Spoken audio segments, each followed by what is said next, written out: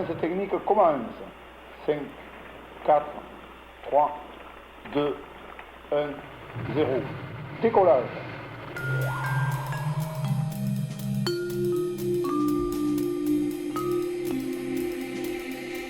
Garde-le pour toi.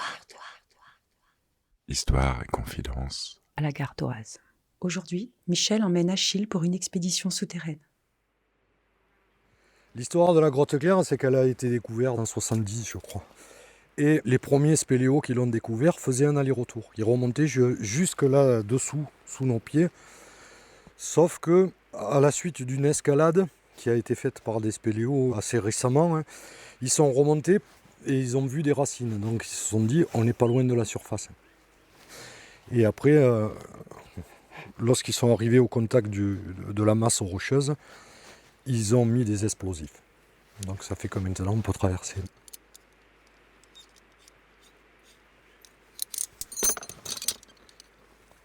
On est en présence d'un aven artificiel en fait. Les entrées se distinguent par la verticalité. C'est-à-dire qu'une grotte, c'est une entrée horizontale. Et dès que ça devient vertical, dans la région, on appelle ça un aven. Le nom le plus connu, c'est gouffre. Bon là, c'est un petit gouffre. On va rentrer d'un côté et on va sortir à grosso modo 300-400 mètres plus loin.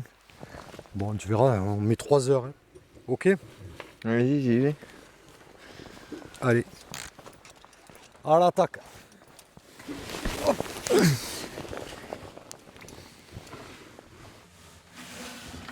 Ah, ça a l'air galère. Hein. Achille, allez, va, laisse-toi glisser, tu vas toucher le sol.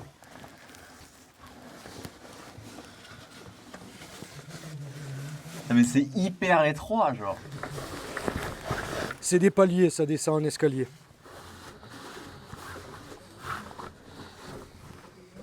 Vas-y, Achille, laisse-toi glisser, tu risques rien. Là, tu me vois moi, mais là où je suis, il y a encore plein de paliers. Laisse-toi glisser, voilà.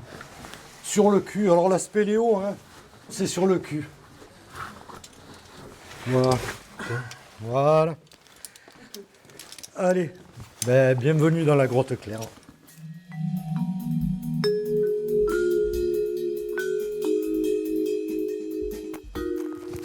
Alors je me présente, Michel Serfati. Et actuellement, je suis employé par le CDS 30. Comité départemental spéléologique du Gard, qui est lié à la Fédération française de spéléologie. On est à 100... Je crois qu'il y avait 105 adhérents dans le Gard, ce qui ne fait pas beaucoup. Donc si les jeunes veulent s'engager, moi je les prends en charge. Et puis moi j'organise des activités toute l'année, une fois tous les 15 jours, avec des petits camps pendant les vacances. Le but c'est de les rendre autonomes, c'est-à-dire qu'au bout d'un an, je leur ai appris toutes les techniques pour être autonomes sur corde. Et à partir de là, ils peuvent rentrer dans un club et être pris en charge dans un club.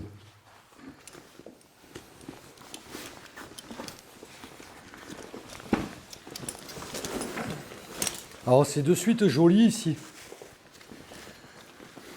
Déjà, cette salle là où on est, c'est une découverte qui date d'une dizaine d'années. Sur le plateau de Méjeanne-le-Clap, on descend pas au-dessous de 200 mètres. Alors l'intérêt de cette grotte, c'est qu'elle a tout, quoi.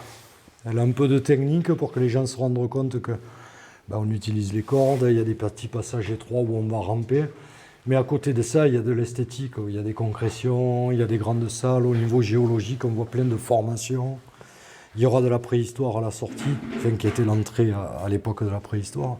Tu vois, elle est riche. On aborde tous les milieux de la spéléo, tous les sujets de la spéléo. Ouais, j'aime bien partager ça. Moi, si tu veux, avant, j'étais éduc. Donc j'ai commencé ça avec les gamins. Et puis après, j'ai continué avec des adultes et des amis. Et puis j'en ai fait mon métier. J'ai passé un brevet d'État qui me permet maintenant d'amener des gens. Moi, j'ai eu travaillé avec des jeunes qui avaient des troubles du comportement. Quand on est sous terre avec eux, la différence qui est à l'extérieur, elle se réduit. Parce qu'on fait la même chose, hein. On va ramper, on va avoir des difficultés aux mêmes endroits, hein. Ils vont voir l'adulte dans un dans ce qu'il a de vrai, quoi, dans ses comportements. Hein, parce que c'est vrai qu'on se met à nu en spéléo souvent. Voilà, là tu triches plus, quoi. Déjà on est habillé pareil, et puis on lutte pour que ça soit le moins compliqué possible pareil, quoi. Donc déjà ça les rassure, les gamins, tu te mets à leur niveau, quoi. Voilà. Et un truc révélateur en spéléo, parce que tu as vu, on n'a pas des trucs très très pointus comme on pourrait en avoir en escalade, où celui qui va être tonique, sportif, il va faire mieux que l'autre. En spéléo, souvent c'est l'endurance qui compte. Et on se rend compte avec des gamins, ça remet les choses en place, parce que celui qui a une capacité d'endurance ou un moral meilleur, souvent il va mieux arriver que celui qui paraît le plus sportif à l'extérieur. Tu vois ? Il y a une histoire de mental énormément, parce que tu te retrouves dans des positions, tu n'es pas habitué à forcer, à ramper, à te salir, à te mettre dans la boue. Et ça, on a souvent des surprises, hein, des gamins qui restent à l'écart à l'extérieur. Après, sous terre, ils se révèlent finalement être les plus solidaires avec leurs copains, à les aider à être soucieux d'eux. Ça arrive souvent, on a vraiment des surprises. Bon, après, c'est une activité thérapeutique, la spéléo, qui est utilisée par les éducateurs quand même. Beaucoup, ça apporte énormément. Ça permet de révéler plein de choses. Voilà.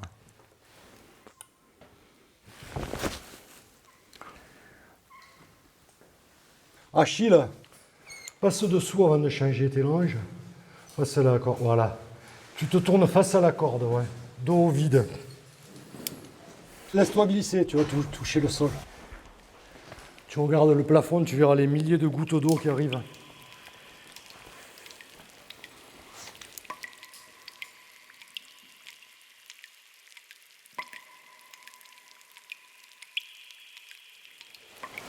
C'est impressionnant. Mais... Ouais.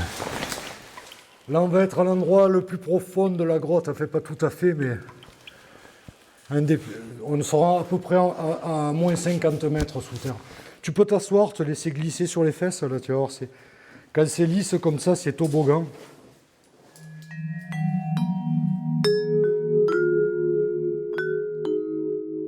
J'allais faire un rappel. Excuse-moi, j'ai la corde dans la bouche. Attends 2 secondes encore avant de venir, parce que là, il faut que j'installe une corde. Parce qu'une fois qu'on aura descendu ce petit morceau de puits là, eh ben, ça sera le point de non-retour, c'est-à-dire par exemple, on ne peut plus remonter, il faut trouver la sortie en bas. Alors là, tu vas t'asseoir sur le balcon, là, tu vois, il y a une petite margelle, tu vas te pendre doucement dans le vide. Tu peux te retenir à tes longes, là. Là, tu te tiens là, voilà. Tu mets tes jambes dans le vide. Ah ouais, t'inquiète, ça tient normalement. Voilà.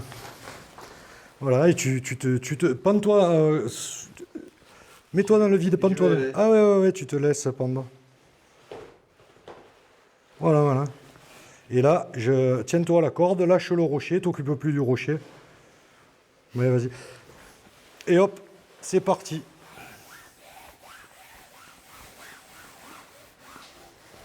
Là, ça s'entend au niveau de la résonance. On est dans la grande salle, là. Tu vois cette colonne que tu es là au milieu, c'est une colonne puisqu'elle a commencé à toucher le plafond. Elle a commencé à se souder au plafond. C'est-à-dire qu'elle était là bien avant qu'on arrive sur la planète. Ouais. Je pense que là, qu'elle a commencé à se former, l'homme, il n'était pas encore descendu de l'arbre. Donc ça relativise au niveau du temps, hein, puisque le calcaire dans lequel on est, dans lequel la grotte a été creusée, il a commencé à se former à peu près 200 millions d'années dans la région. À l'époque où la planète était recouverte de mer, la totalité du Gard, à part peut-être une partie de l'Égoile, était sous l'eau. Là, on était sur des zones côtières, on était dans des lagunes. Il y avait une énorme richesse de sédimentation, puisque le calcaire il a été fabriqué avec des sédiments marins. Le calcaire, il vient de la mer. Et à cette époque-là, il y avait encore les dinosaures sur la planète. Ces mers étaient très chargées en vie, avec beaucoup de ce qu'on appelle des sédiments, hein, c'est des matières vivantes, organiques. des coraux, des coquillages. Et sur des centaines de millions d'années, voire millions d'années, ces dépôts de sédiments ont formé des couches calcaires. De toute façon, les grottes ne se trouvent que dans le calcaire. S'il n'y a pas de calcaire, il n'y a pas de grotte. Enfin, tu peux avoir des petits abris sous roche dans le granit, mais des grottes, dans le sens vraiment des grottes qui continuent avec des réseaux souterrains, tu peux l'avoir que dans le calcaire. Mais on n'arrive pas à s'imaginer ça, l'érosion, ça ne se voit pas à l'échelle humaine. La végétation, oui, on voit qu'elle change et qu'elle bouge, mais les rochers... Et pourtant, quand on raisonne en centaines de milliers d'années, les rochers, ils subissent aussi le temps.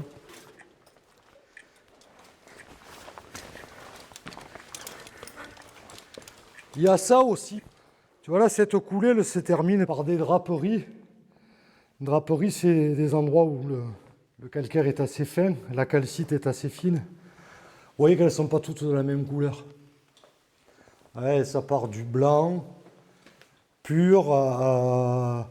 Bon, il y a beaucoup de couleurs, ocre, rouge, marron. Enfin. À l'intérieur du calcaire, il y a d'autres minéraux. Il y a beaucoup d'argile prisonnier aussi. Tout ça va colorer la calcite. Et donc, les couleurs, souvent marron, rouge, c'est le fer. C'est pour ça qu'on n'a pas cette uniformité de couleurs. Alors, dans certaines grottes, on peut rentrer, ça peut être tout blanc, étincelant. C'est-à-dire que le calcaire, il est dissous sans aucune impureté. Alors, j'y tape dessus pour vous montrer que ça a des sonorités différentes, mais je tape modérément. Hein? Écoute.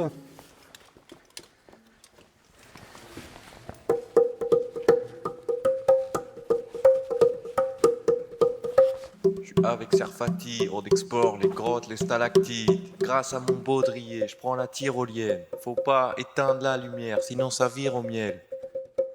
Ok, on entend des bruits, des gouttes d'eau. J'arrive, tu sais que sur le beat, c'est moi qui manie le micro. Je pars en impro avec Serfati. Faire de la spéléo, c'est pas des confettis. Non, c'est plus difficile que ça. Avec les autres et je prends mon que ça, faut pas l'oublier. J'arrive et tu sais que je vais me débrouiller. Hey. Il y a du son sous terre. J'ai déjà amené la guitare sous terre. Avec des copains, on se retrouve pour faire de temps en temps ce qu'on appelle des buffs. On improvise entre musiciens. Quand tu fais de la musique, tu penses à rien d'autre qu'à ça, quoi. Ça libère l'esprit. D'ailleurs, c'est un truc que je retrouve en spéléo aussi. Parce qu'en spéléo, tu penses à rien d'autre que ce que tu fais. D'ailleurs, c'est vital pour la spéléo. Pour la musique, non, mais pour la spéléo, oui. Il vaut mieux penser à ce que tu fais, justement, pour éviter les accidents et pour éviter les soucis. Mais d'un autre côté, ça libère. Quand tu es uniquement dans le faire, ça soulage du reste du temps où on a toujours des idées qui nous traversent la tête sans savoir pourquoi. Souvent, ça, quand on est sous terre, on laisse tout ça à l'extérieur. Et voilà. Il se passe quelque chose sous terre qui fait que les gens se retrouvent face à eux-mêmes, mais en plus, c'est un milieu assez calme, assez, qui a même tendance à amener à la méditation. Hein. Et généralement, c'est apaisant, ça. Dans la réalité, très peu de gens sont claustrophobes. Tout le monde a cette appréhension de se retrouver enfermé dans des endroits étroits, mais un vrai claustrophobe, tu ne le fais pas monter dans un ascenseur. C'est impossible pour lui, c'est maladif. Alors moi, je force personne, mais tu les amènes voir et ils se rendent compte qu'en fait, tout ça, c'est dans la tête. Et après, il reste les passages étroits. Les passages étroits, on a tendance à vouloir passer en force vite. Et c'est là où tu te coinces. Alors que si tu y vas doucement et que tu regardes bien le passage, tu t'aperçois qu'il y a toujours une solution. Enfin, presque toujours. Si la solution elle n'y est pas, tu fais demi-tour. Maintenant, là, on est au point bas, là. Ça veut dire que tout ce qu'on a descendu, on va le remonter de l'autre côté.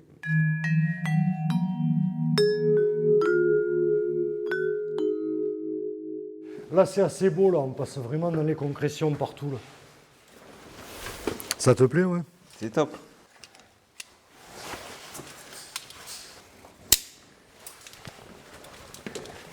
La tyrolienne, c'est toi qui passes en premier. Je prépare et puis je t'explique. Tu vois, cette corde, la verte, elle va permettre de ramener la poulie ici. Les deux longes. Voilà. C'est mieux de mettre des mousquetons du même côté ou un de chaque côté? Alors, si tu mets un de chaque côté, c'est top. Tu montes. Quand tu jettes la corde, fais gaffe qu'elle ne se bloque pas. Vas-y, vas-y. Allez, je lâche. Oh merde, elle est coincée. Ah merde. Ah là là, ces cordes sont toujours revêches. Elles vont toujours s'en mêler au moment où il ne faut pas. C'est un apprentissage de la patience, la spéléo aussi. Moi qui n'étais pas patient avant.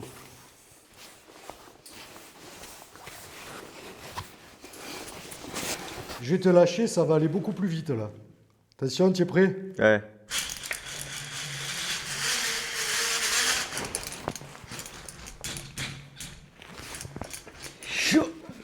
Voilà. L'atterrissage, il est violent. Hein. Et encore, je t'ai retenu. Hein.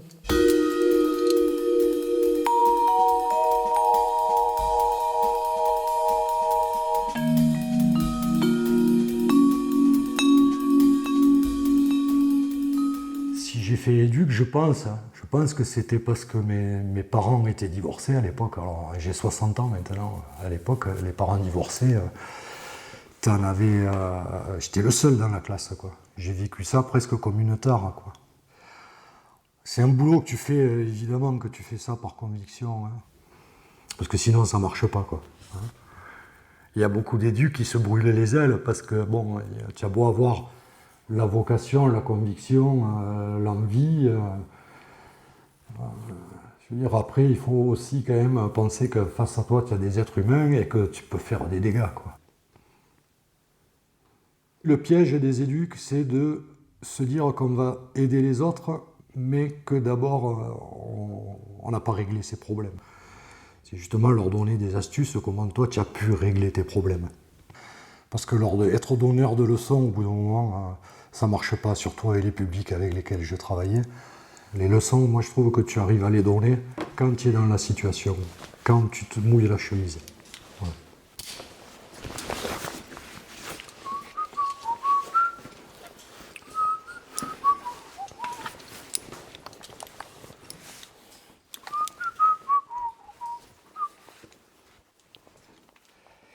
Alors cette grotte, elle a été découverte grâce à des fouilles préhistoriques, puisque c'est en grattant le sol qu'ils ont trouvé la suite de la grotte. Par là où on va sortir, là, dans une centaine de mètres. Mais c'est de la préhistoire beaucoup plus récente, hein, ça n'a rien à voir avec 35 000 ans. Nous, on retrouve plutôt de la préhistoire fin du néolithique, début de l'âge de bronze, c'est-à-dire entre 10 000 et 8 000 ans, quoi. C'est des périodes assez proches de nous, quoi. Hein. Puis ce qui se trouve beaucoup dans le secteur de Méjeanne, il y a eu beaucoup de grottes qui ont été utilisées en grottes citernes, donc on trouve beaucoup de poteries. Tu imagines au-dessus, c'est la sécheresse, il n'y a pas d'eau, puisque l'eau elle rentre sous terre. Et les préhistoriques, ils avaient déjà compris qu'en rentrant dans les grottes, bon, ils n'allaient pas bien profond, mais ils restaient près des entrées. Tu vois, tu lèves la tête, toutes les stalactites, là, il y a une goutte d'eau au bout qui tombe. Ils rentraient le matin, ils amenaient les poteries, ils les posaient sous les stalactites et puis le soir, ils venaient les chercher. Et elles étaient pleines d'eau. Ça leur évitait de faire 200 mètres de dénivelé pour aller jusqu'à la rivière en bas. Ils avaient l'eau sur place. Là encore, en grattant, tu peux retrouver des tessons de poterie qui ont 7-8 000 ans. Ça ne veut pas dire qu'à Méjeanne, il n'y ait pas une grotte ornée qui se découvre un jour. Hein. Sur les gorges du Gardon et sur les gorges de la Cèze, on remonte à moins de 35 000 ans. Dans les deux cas, des peintures ont été découvertes.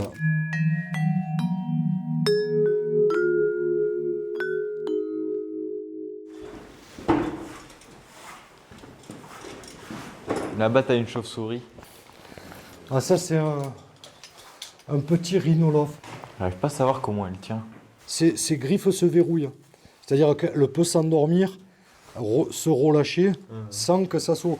Toi, tu te pends en rocher, si tu t'endors, tu vas tomber. Ouais. Elle, non.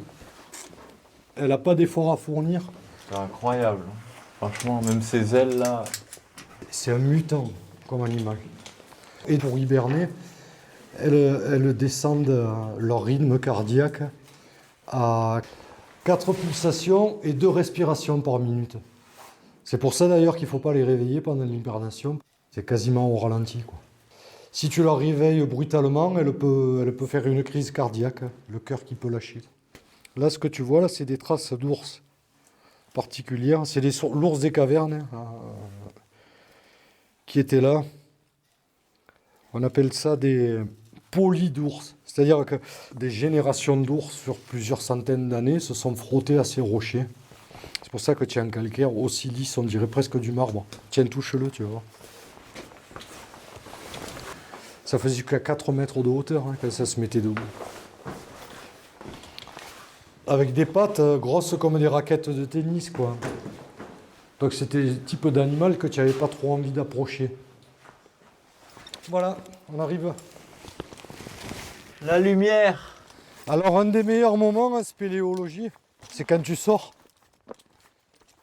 Pour ça, c'est un peu une activité de maso quelque part. Non ?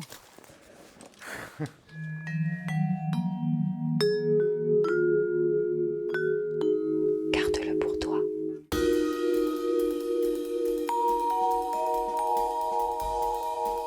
Réalisation Hélène Genetet et Andreas Landeck.